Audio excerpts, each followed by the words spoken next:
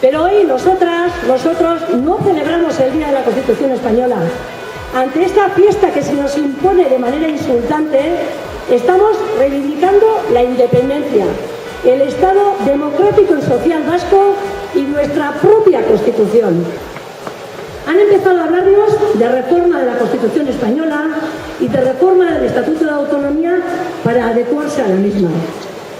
Las élites políticas y económicas están preparando un nuevo fraude. Y estos días todos hemos escuchado de boca de un relevante político vasco que estamos en este mundo globalizado y claro, que la independencia es imposible en el siglo XXI.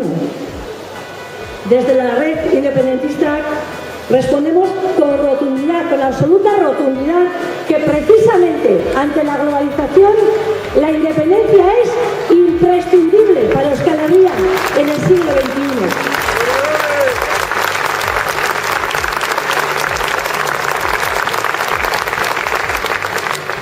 Es la hora de la iniciativa popular, que mediante la audacia y la activación social siempre hemos sabido superar los marcos impuestos y abrir nuevos caminos.